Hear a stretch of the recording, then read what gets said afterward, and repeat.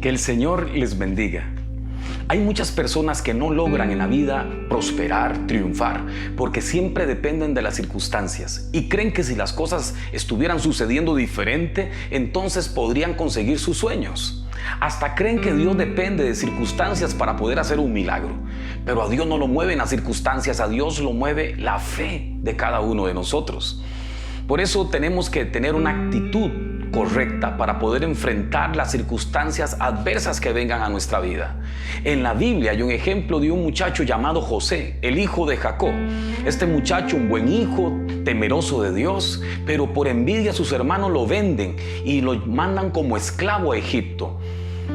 Este muchacho también por injurias, por engaño, va a la cárcel, es hecho preso sin cometer ningún delito.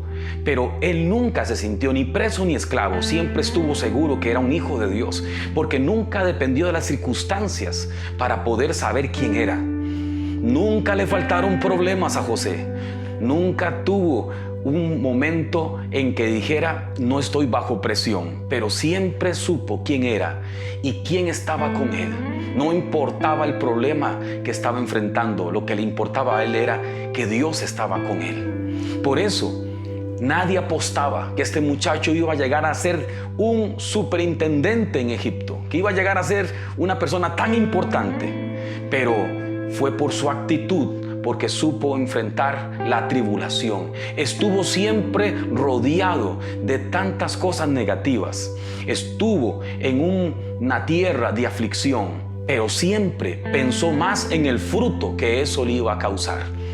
Y aunque fuera un muchacho bueno, uno se pregunta, ¿y por qué Dios permitió que José pasara por tantas cosas tan malas, tan negativas? ¿Acaso a la gente buena también le pasan cosas malas? Claro que sí. Y no es que Dios se haya olvidado ni que Dios no nos ame, sino que tenemos que saber que en esta vida tenemos que pasar todos por el dolor, por el sufrimiento, por la escasez. Pero no hay que olvidar de que Dios siempre estará con nosotros, como lo estuvo con José. También hay un ejemplo que Jesús nos pone. En el Evangelio de San Mateo, capítulo 4, Jesús se va al río Jordán y en el río Jordán hace fila con los pecadores para bautizarse. Y ahí dice que se escucha una gran voz en el cielo que dice, este es mi Hijo amado, en el cual yo me complazco. Caramba, ¿cómo se pudo haber sentido Jesús al escuchar a su Padre? Este es mi Hijo que yo amo, que yo protejo. Inmediatamente dice la Biblia que el Espíritu Santo se lo llevó al desierto.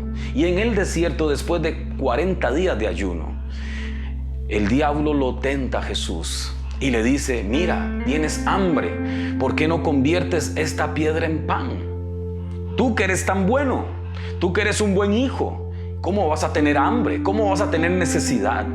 ¿Acaso tu padre no es que te ama? ¿Acaso es que tu padre siempre te acompaña? ¿Y por qué estás aquí solo? ¿Y por qué tienes hambre? ¿Por qué tienes necesidad?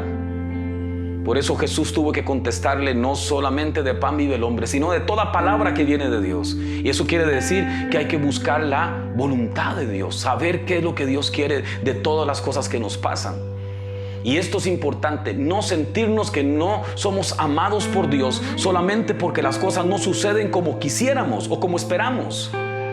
Dios nos sigue amando a pesar de que tal vez las cosas las miremos hoy al revés de lo que nosotros tenemos el concepto.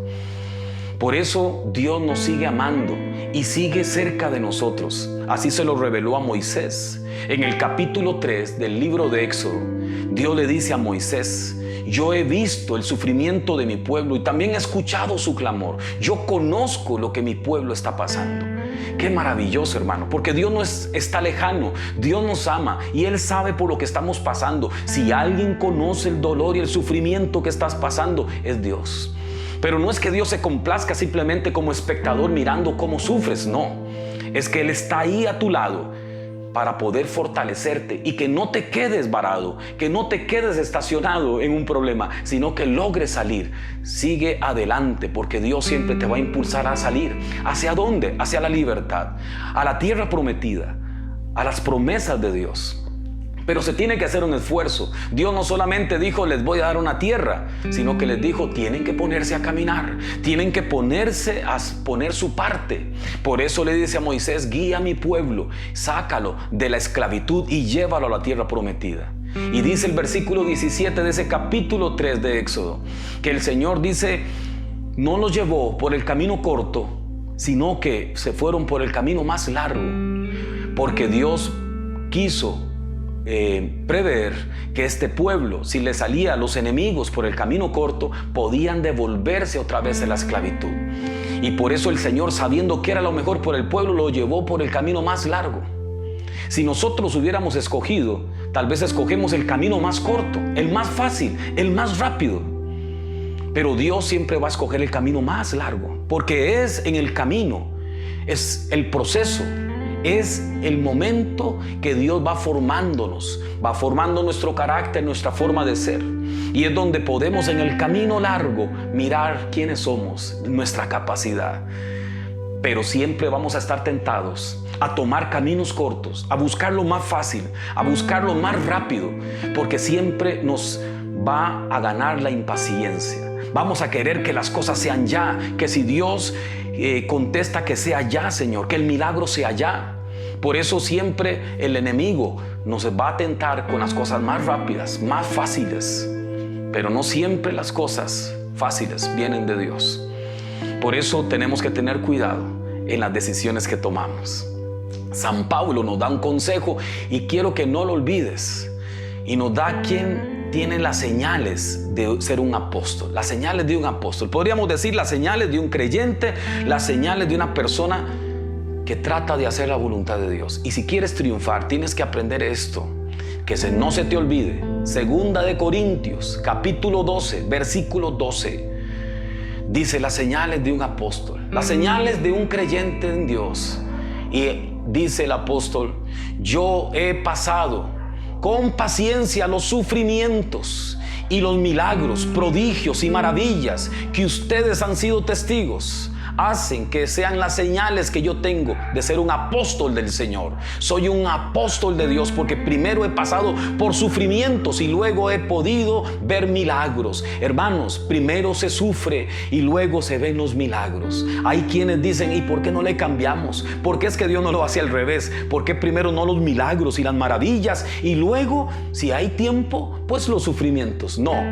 El camino para ver algo extraordinario siempre va a ser de esfuerzo, de sufrimiento. Por eso, hermano, si hoy estás pasando por un momento difícil, si hoy en tu corazón hay dolor, si estás en medio de una crisis, si sientes que ya no tienes salida, si estás cayendo en una desesperación, entonces recuerda, estás más cerca de un milagro de Dios.